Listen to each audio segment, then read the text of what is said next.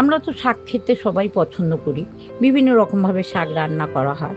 আমি যেভাবে আজকে রান্না করব, তোমরা কিন্তু দেখো এইভাবে রান্না করে খাবে।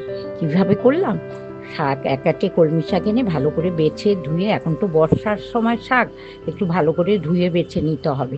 তারপর একটু বড় বড় টুকরো করে কেটে নিয়ে একটা মিক্সিং বোলে নিয়ে নিলাম। তারপর তার মধ্যে দিলাম পেঁয়াজ কুচি, শুকনো লঙ্কার গুঁড়ো, জিরা গুঁড়ো, ধনে গুঁড়ো, হলুদ গুঁড়ো, আর একটু কাশ্মীরি লঙ্কার গুঁড়ো, স্বাদ মতো লবণ, একটু চিনি স্বাদটাকে ব্যালেন্স করার জন্য, আর সর্ষের তেল দিয়ে ভালো করে চিংড়ি মাছ দিয়ে, চিংড়ি মাছও ছিল ঘরে, চিংড়ি মাছটা দিয়ে শাকটা দিয়ে ভালো করে হাতে মেখে নিলাম বোলের মধ্যে। তারপর কড়াইতে তেল দিয়ে, তেল গরম হলে রসুন সোমবার দিলাম। দেওয়ার পরে তার আগে দিলাম কালো জিরা, কালো জিরা সোমবার দেওয়ার পরে রসুন সোমবার দিলাম। তারপর ওই মাখা শাকটা চিংড়ি মাছ সমেত পুরো কড়াইতে দিয়ে দিলাম, দিয়ে একটু জল দিয়ে দিলাম, দিয়ে তারপর ঢেকে দিলাম। শাকটা মজে গেল।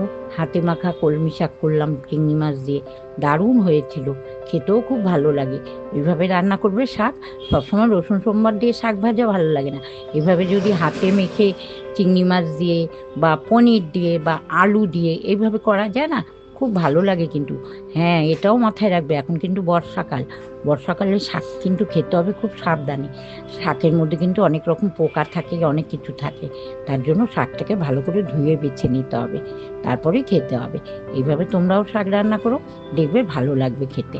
তারপরে আমিও তাই করলাম, আমারও ভালো লাগলো খেতে। আমার ভালো লাগলো বলেই তোমাদের বলছি, রেসিপিটা দেখে নিও, দেখে তোমরাও এইভাবে করো। ভালো লাগলো না? যদি ভালো লেগে থাকে তাহলে আমার চ্যানেলে চোখ রেখো, আরও ভালো ভালো রেসিপি তোমাদের দেখাবো। আজকের মতো সবাইকে টাটা, বাই বাই।